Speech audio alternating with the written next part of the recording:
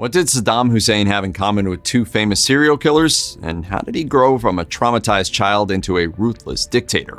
Keep watching for the details. From 1979 until 2003, Saddam Hussein was the dictator of Iraq, also known as the Butcher of Baghdad. His long reign was vicious and barbaric. Hussein's interest in politics began when he was young. At the age of 20, he joined the Ba'ath Party. He and others then subsequently attempted to assassinate Iraq's then President Abdel Karim Qasem. When that effort failed, a wounded Hussein fled to Syria and then Egypt. However, this was just the beginning for the soon-to-be tyrant. Hussein returned to Iraq and was jailed for several years until he escaped. Hussein rose to power and made his cousin Ahmed Hassan al-Bakr president in 1968. This ultimately gave Hussein the influence he needed, and within 11 years, he replaced al-Bakr.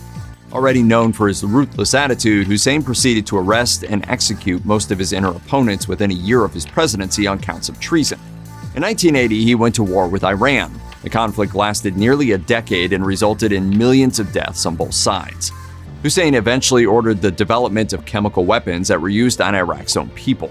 Human Rights Watch reports that the people lived in fear as he kidnapped, imprisoned, tortured, and executed Iraqi citizens without rhyme or reason.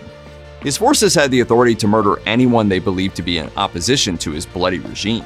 The teachers often ask the kids, what does your daddy think of Uncle Saddam? As the New York Times explains, Hussein did evil things, yes, but perhaps his cruel family only added to his brutality. According to the publication, Hussein's misfortune began before he was born. As Gerald M. Post from the CIA put it, his troubles can really be traced back to the womb.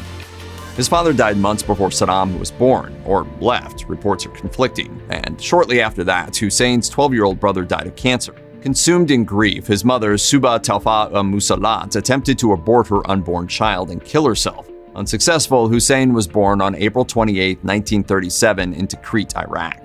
The Washington Post reported that al-Musalat was a, quote, tyrant in her own right.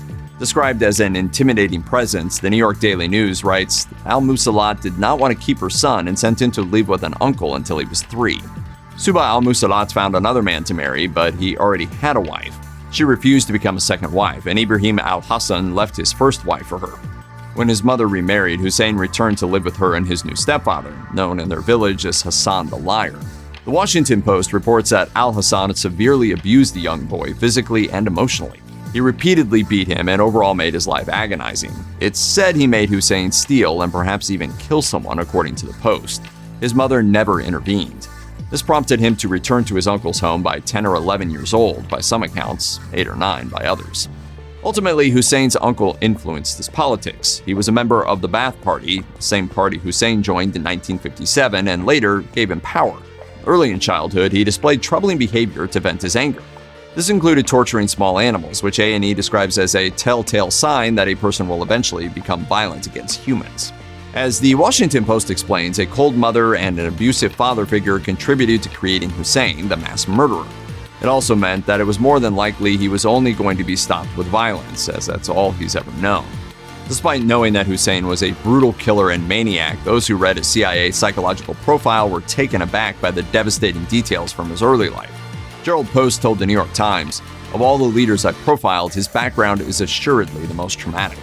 Local media reports that various infamous serial killers throughout history, including Ed Kemper and Charles Manson, have had turbulent relationships with their mothers, and some even blame them for their horrific crimes.